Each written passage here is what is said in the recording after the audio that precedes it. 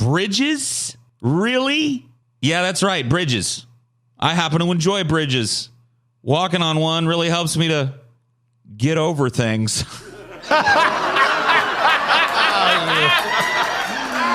No, but seriously, who knows? Maybe I can build a bridge between bridge lovers and bridge haters tonight on Deep Fat Fried. We look at some weird bridges. Deep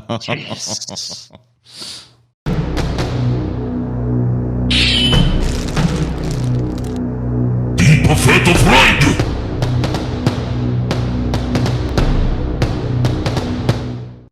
Yes. Are you going to be covering Jeff Bridges tonight, Paul? No, that's for a different evening. A different type of bridge too. So I thought we'd start. That would be a bridge too far, you'd say? That would be a bridge too far, yes. A bridge over troubled waters, indeed. It's all bridge puns, folks. Yes. You signed up for the bridge pun. No, I'm out of them. You really can't do many, you know what I mean? Yeah. I guess you got to be more clever than we are to do many. I bet someone could do it. Dude, somebody's dad out there could just rattle off bad bridge dad jokes for like an hour. Yeah. So this is not, we're going to start with the coolest bridge. This is not the bridge I consider to be the coolest bridge, but it is of the type. We got to learn a little bit about the type of bridge that I'm talking about. This is called a Devil's Bridge. They're found all over Europe. It's applied to dozens of ancient bridges. Found primarily in Europe. Most of these bridges are stone or masonry arch bridges and represent a significant technological achievement in ancient architecture. Due to their unusual design, they were objects of fascination and stories in antiquity and medieval Europe. Each of the Devil's Bridges typically has a corresponding devil-related myth or folk tale regarding its origin.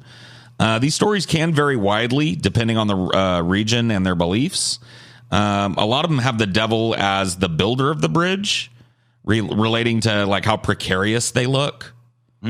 You know what I mean? Because if you don't understand the principles of how an arch works, this just looks like just something waiting to fall. Yeah. Fuck. I mean, it looks very narrow as well. Yeah. I mean, people didn't have a grasp on like physics back then and how this is like actually one of the strongest structures you can build.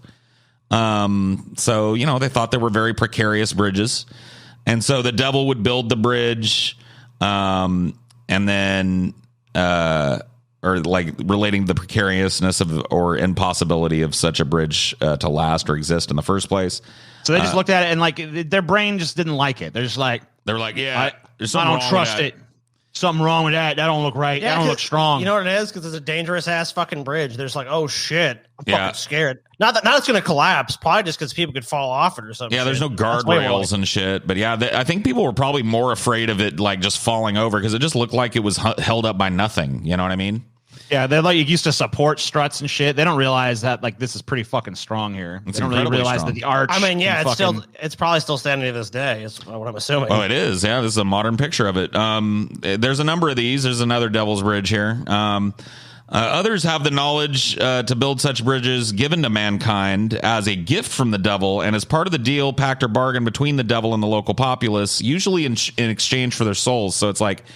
Some of the myths say that the devil, these people had a river that it was really hard for them to ford across, and the devil was like, I will show you how to build a bridge. You know, I don't believe that. Why?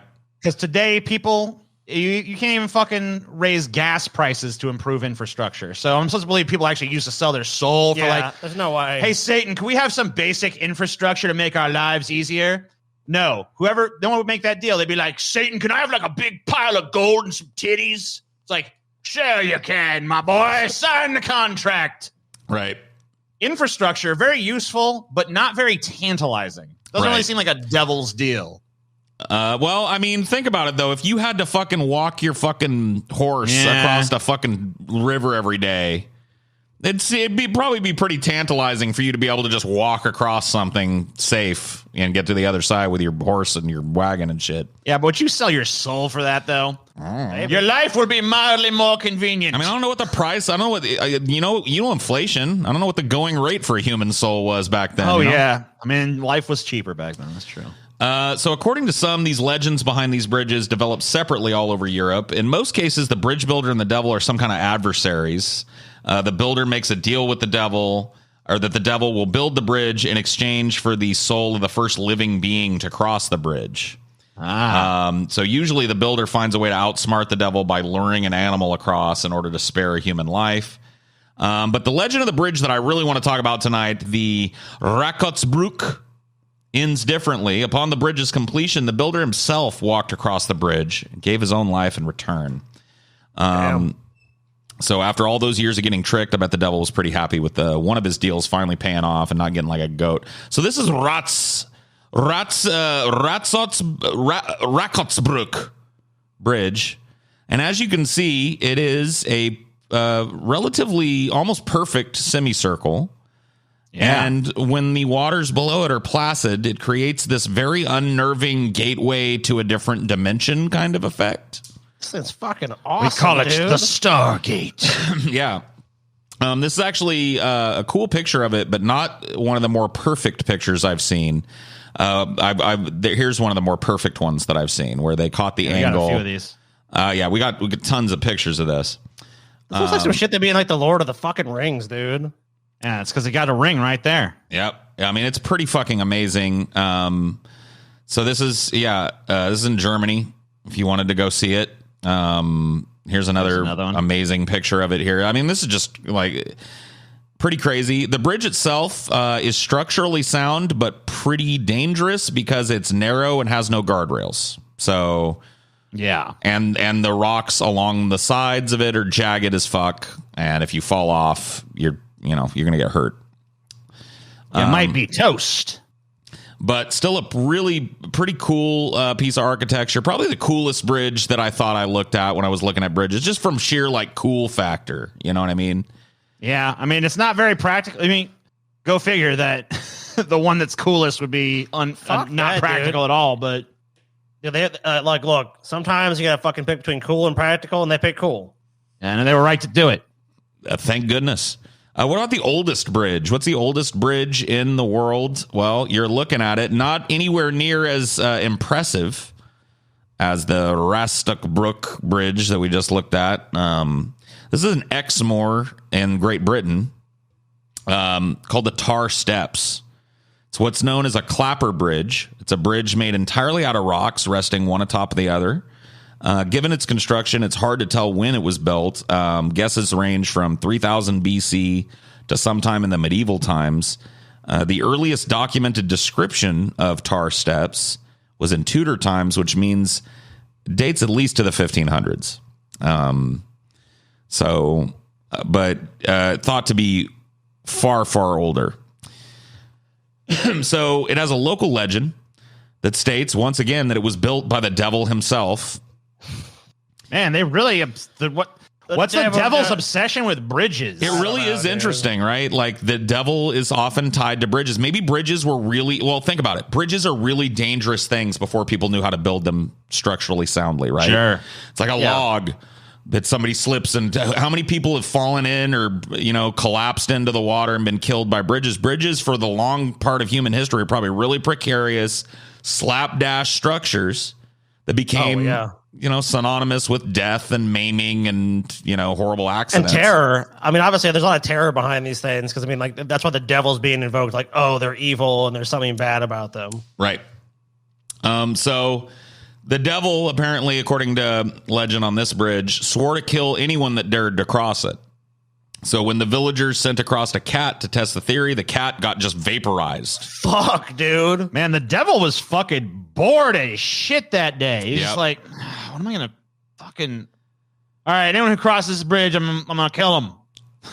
So they sent a cat. So after they vaporized a cat, they went and got the next best thing that you would like to vaporize, I guess, a vicar from the church. Was probably worried about receiving the same fate as the cat. He had to go meet with the devil at the halfway point on the bridge. And after he and the devil had an argument, the devil struck a deal. Anyone could use the bridge, but if the devil wanted to use the area for sunbathing, the ban was in place. So the devil could anytime, it was like an Airbnb bridge, basically. Yeah. Fuck. It was like, you know what? Everybody can use the bridge, but you know what? When I'm down here sunbathing, nobody's coming across the goddamn bridge. Well, that's pretty reasonable. If the devil wants to go fucking sunbathe, I mean, he built the fucking bridge for them. I mean, he was killing them. Now it's like, look, if I want to fucking just sunbathe, let my fucking, devil fucking wing hang out on the bridge. Devil basically just built this bridge as like a platform for him to sun himself, and then people started walking across it. He got pissed. He's like, I'm gonna vaporize any motherfucker that messes with my sunbathing platform. And then this vicar, I guess, talked him out of it. He's like, look, do you sunbathe every day, Satan? And Satan was like, well, no. Vicar was like, well, then couldn't the days off, we know the people could walk across it. What's it going to hurt you? Oh, I suppose that sounds reasonable. Also, sunbathing in England? Yeah. I mean, yeah. There's only a couple of. I mean, he's got like 80 or 90 days tops. I mean, look, I have to question the devil's choice of venue. Yeah. I mean, the devil can go anywhere on earth, right? I don't know. It's true. It's the devil, so Maybe I guess I'm going to catch some rays. I'm going to go to London. So if you want to walk the tar steps yourself, you might want to check and see if Satan's laying in the middle of it with his dick out, and then just turn around and find another way across the bridge. Dude, it's Satan's day. Bridge is closed. So unfortunately, tar steps is a slight exception to the trend of bridges that have stayed mostly intact throughout the ages. Given that it really is just a pile of rocks, it doesn't have the best foundation. Segments have been bowled over by floods throughout the course of history. For this reason, I guess now all of the stones are engraved with a number so that they can be recovered and put back where they belong on the bridge if one of them gets knocked over by somebody crossing it or whatever, gets bowled over. So it's kind of interesting. So they fucking bridge. They keep it kept up now because it's like a historical landmark. It's just a pile of rocks. I ain't impressed. Fuck that bridge. It's pretty cool, dude. It ain't cool. I like to walk across it. It ain't cool. But a lot of people would would say say a bridge. That's a proto bridge. A lot of people would say, like, yeah, you don't know how old that bridge was, though, so you can't say it's the oldest bridge because there's no definitive answer. It's literally just a pile of fucking rocks. Well, okay, what's the oldest bridge that I could verify that's still in use? And that is this next one here. This is the Arca Deco Bridge in Greece. The oldest surviving arch bridge still in use. It's believed to have been built during the Greek Bronze Age, so around 1300 to 1200 BC, meaning it's gone through a lot to make it to today. It acted as part of a military road system between the cities of Tiryns and Epidaurus back in Mycenaean times. Has a wider berth than a normal footbridge, with a road width of about 2.5 meters or 8 feet. Historians believe it was built that way so that it could you could take a chariot across it. Here's my opinion. Some fucking asshole influencer is going to blow this bridge up for clout. Well, people still cross this bridge. Dude, we actually saw this something similar to this in the Colosseum, and the way that these are actually kept together is pretty fascinating. I think it's the next section. It's just like pressure, right? It's pretty nuts. Yeah, it's just the pressure on the keystone, right? That keystone is the central stone. That one right there. That one right there bears all the weight, and the bent nature of the arch kind of focuses all the weight to the center and redistributes it to the side. So here's a car on it. And this is an old bridge. I mean, 1300 BC, and you can still take a little fucking Geo Metro across the fucking thing. That's awesome, man. They don't make them like that anymore, right? Fuck no, dude. That bridge, whoever built that bridge should be proud. I mean, they're long fucking dead, but fuck, dude. They ain't proud, Scotty, because they're fucking dead, Scotty. You know what, T? They're probably proud when they built it, though. Even more impressive is that it's made purely 100% from limestone boulders, no binding agent between the stones to keep the bridge intact. So just 100% physics. Cool. So it's lasted over 3 millennia from the Mycenaean masonry skills alone, and survived everything that's come in between. So pretty fucking crazy, right? Well, this one ought to be close to y'all's hearts down now. Now, you may be thinking that this here right here is the Lake Pontchartrain Causeway, but this ain't the Lake Pontchartrain Causeway right here. I know. Don't have the right amount of pilings. Well, I know. But I do know this bridge, though. I know because of the background. That too. That's a dead giveaway to somebody that been down here in the bayou. Down in the bayou. So Louisiana has the 10th longest and the second longest bridge in the world. And one of them is supposedly haunted, which is this one. This is the Monsox Swamp Bridge. Monsox. Manchac. Man Shack. There you go. The Man Shack is a little. I thought the French roots might be there, but I guess not. This is the Man Shack. That's how I hear people around here say that. Yeah. Sure. 120,440 feet of concrete overpass was constructed over the Manchac Swamp in 1979 to accommodate road traffic. So it's 22.8 miles long, occupies a third of Interstate Highway 55. I've actually been across it coming in. So while its daily traffic, about 2,250 drivers, pales in comparison to some of the country's busier bridges. For example, the GW Bridge in New York, the Washington Bridge, sees about 275,500 cars a day. This bridge remains an engineering feat in an age where the limits of construction are being pushed all over the world. The bridge spans a swamp that is supposedly haunted with a rougarou, Cajun werewolf, Cajun werewolf, bro. Yeah, rougarou, yeah. And a voodoo princess. Legend has it that the princess placed a curse on the surrounding areas, and indeed, a hurricane came along and swept away 3 towns on the day of her funeral in 1915. Well, she had a pretty good chance, Yeah. Hurricanes, they ain't exactly a fucking rare goddamn fucking feat around here. Though a previous Manchac Bridge suffered a fatal collapse in 1976, the present structure has resisted the historic hex and remained stable. That's why it collapsed in 76, right? Because the curse? That's it wasn't like shoddy engineering or anything like that. The rougarou come down, wait until the middle of the night, tore that bridge down for his voodoo priestess. They put the bad gree on the bridge, TJ. They put a gree on the bridge. That rougarou come climbing up out of nowhere.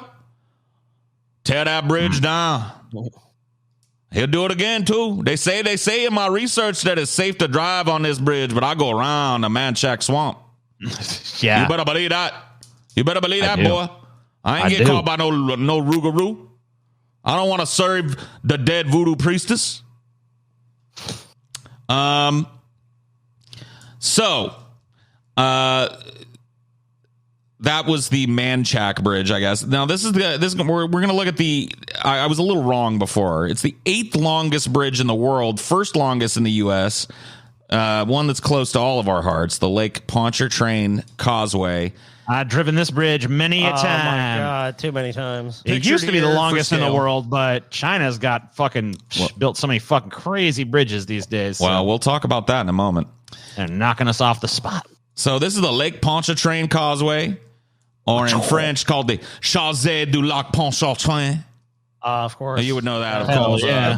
As most people around here call it, of course. That's what most people I know call it. I'm going across the Chaussée du Lac Pontchartrain, you know?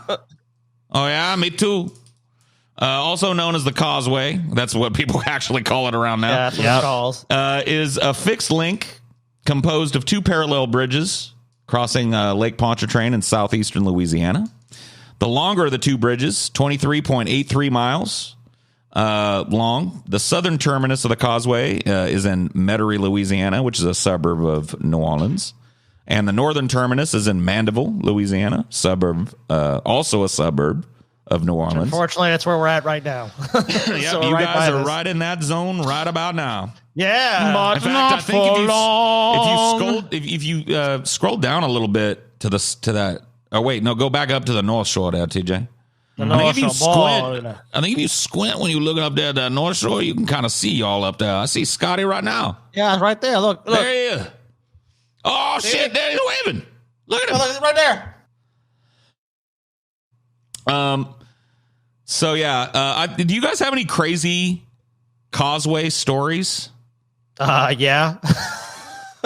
Now's your time to shine. Oh, now's the time to fucking shine.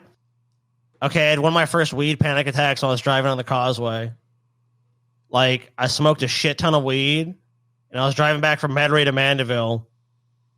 And, like, I get, like, a mile on it. And as you know, if you've driven the bridge at night, it's blackness. Oh, yeah, dude. It's total darkness. I had an existential crisis while I was driving back. I'm like, what the fuck is reality? Like, how long?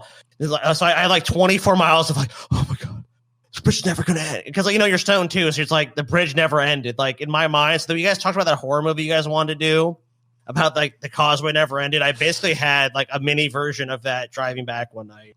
Yeah, dude. And like, I didn't stop, but it was like one of the scariest drives of my life, which is not at all. I mean, like, I guess when you're out there on the lake, it can be kind of unsettling, but I wasn't really in any danger. I mean, people have died on this bridge a lot. Like, honestly, that's a news story around here, probably at least 1 or 2 times a year, is like someone off the causeway. And like, if you go off the causeway, you're dead. I mean, I'm not saying no one survived, but most people, you're dead.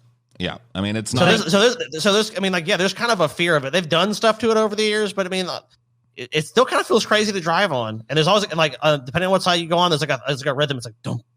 And then there's this weird part that's like it's like actually a third of the way in, like a metal grate, and your car goes, and it's all wobbly and shit. Yeah, I hate that part.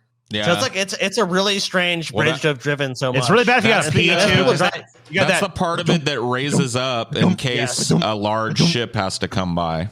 Yep, and it shakes your whole fucking bladder if you're driving over the thing too, because it's got this like. That's another thing too, dude. How many times have I had to fucking hold the piss in? If you fucking got a piss, do not fucking get on that bridge. Yeah, because you can't stop. Ain't no stopping. You on the bridge. So this was, as you guys said, for a long time, the largest or longest bridge in the world, and it's still considered by some people to be the longest continuous bridge over water in the world. Yeah, because there's no little islands. No little islands. It doesn't skip from place to place. And the next bridge that we're going to look at that is now considered to be the longest bridge in the world does not have that entirely over water distinction. Yeah, this is one last look at the Causeway.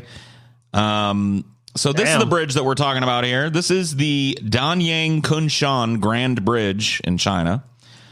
So I'm going to kind of go a little fast through this because I definitely want to get to the end of this episode. So, go ahead. So China broke a lot of. This wasn't actually the first bridge to break the length record.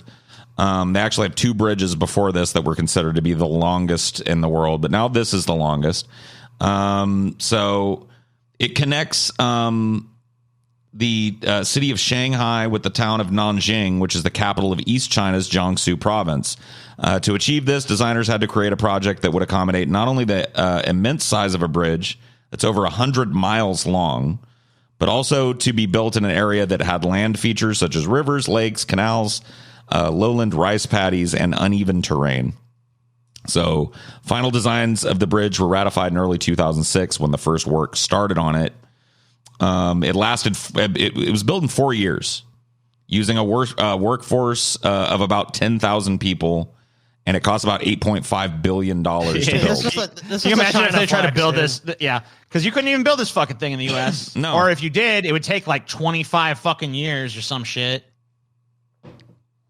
It'd be like the fucking high-speed rail system in California. They'd build half of it and be like, But let's be honest. You know what it really is? It's like we could build the shit. It's just that, like, you know, in the case of high-speed rail, like, they just don't want it built. So this in China is just like China flexing its power. Like, look what we can build. Because this is, it's honestly astonishing.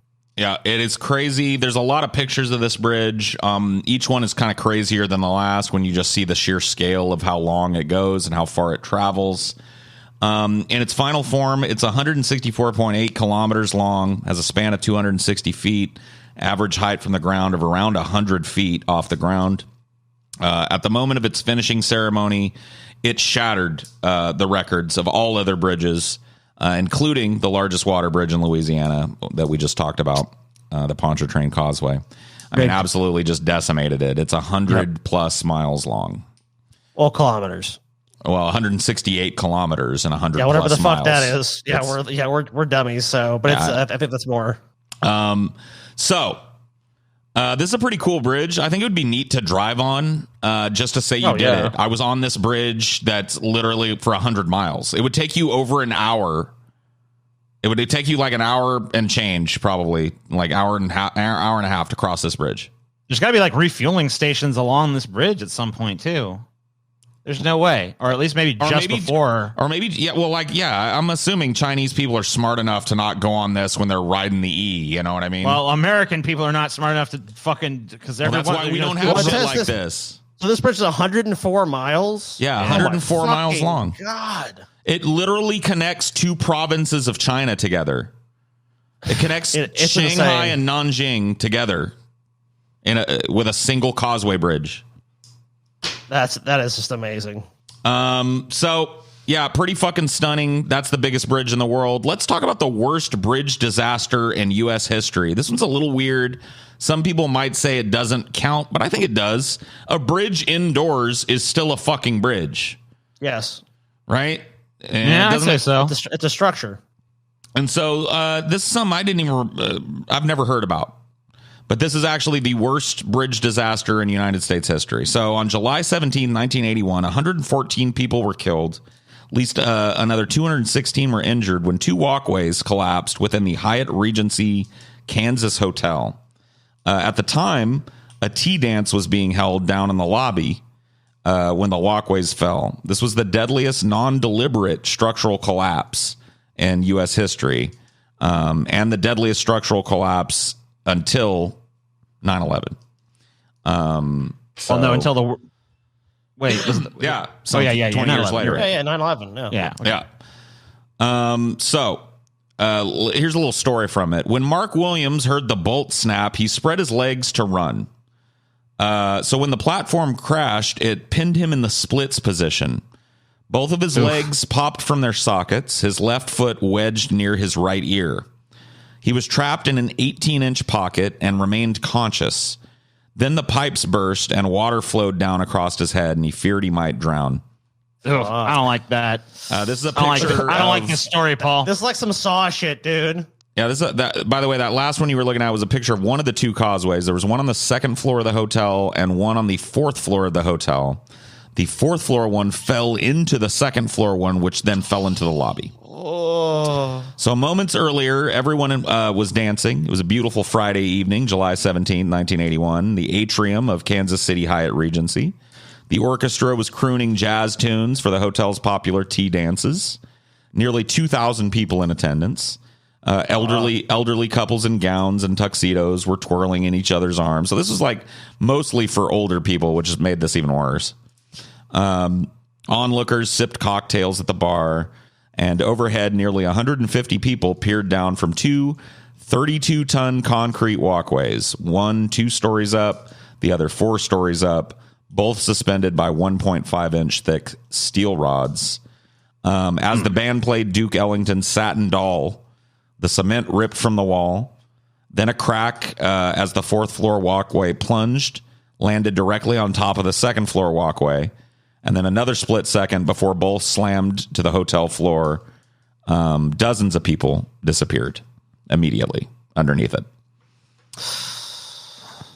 So that's the deadliest, and once again, I'm kind of stretching the bridge because these weren't like giant structures, but they were inside suspended walkway bridges. And definitely nothing has happened on an American bridge. Like you get these like big, more dangerous looking structures. Nothing like this has ever happened in America. In fact, nothing like this ever really happened in the world. It's insane, dude, just to have that happen. I mean, and that's why, it's so devastating just to have such immediate structural failure where you just have tooth veins and like the way they're designed, like boom, boom, boom. I'm surprised that this isn't more like discussed, I guess. I've never heard of this. Because, it seems like a pretty high death toll, pretty crazy tragedy. Yep. But I never heard of it until fucking today. They buried it, TJ. Yep. Yeah, maybe. Fuck. So the deadliest bridge collapse in history also shares the dubious distinction of being the deadliest stampede in history. This killed between 4,000 and 6,000 people. It was at the Ponte das Barcas Bridge in Portugal. So in 1809, around 6,000 Portuguese civilians died while crossing the river Douro over the fragile Ponte de Barcas Bridge as they fled from the advancing French army. Fuck. The bridge collapsed under their weight, drowning everyone on it. The bridge of the Barcas disaster occurred on March 29th when Napoleonic troops were invading the city of Porto under Marshal Soult. After the French victory at the First Battle of Porto, thousands of people in the city fled the French and tried to reach the city of Gaia on the other side of the Douro, where the Bishop of Porto had already taken refuge the previous day. According to some accounts, the pontoon bridge consisted of 20 barges that were connected by steel cables that could not withstand the weight of that many people. Another version of the event, and this nobody knows which one is true, is that someone opened a trap door on the bridge in order to prevent the French from crossing it and getting any further. And they didn't expect the civilians to use it. They expected like the French army to pack onto it and die, but it was the civilians. And there's a bunch of people pushing forward, and they're basically just being pushed, like, you know.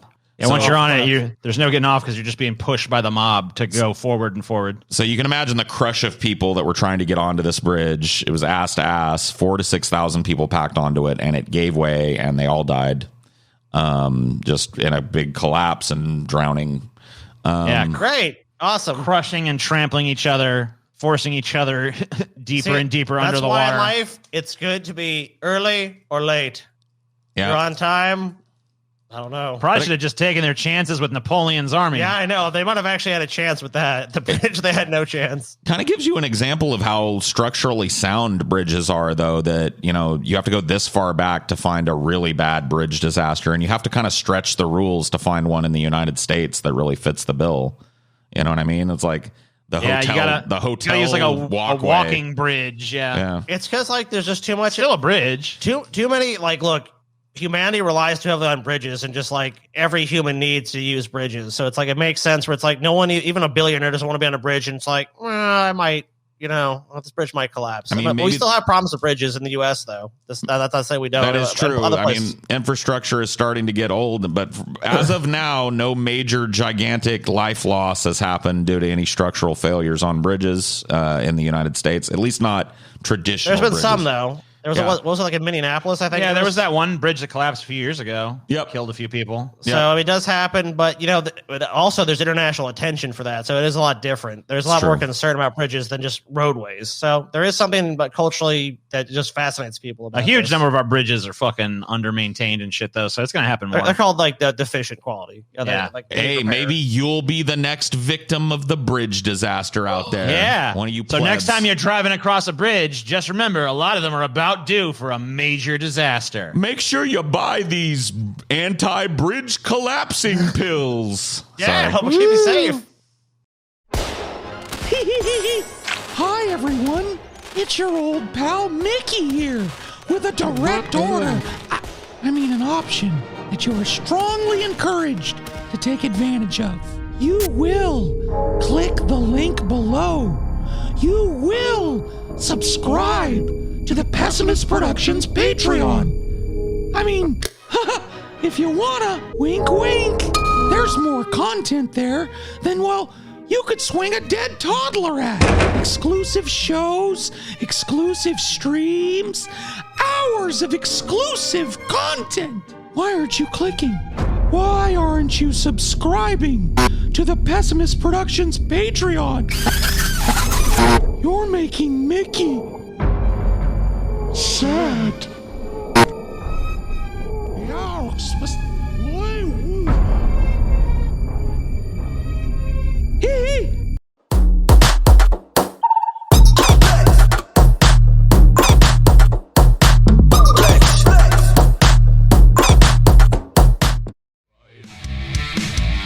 Deep fat fried.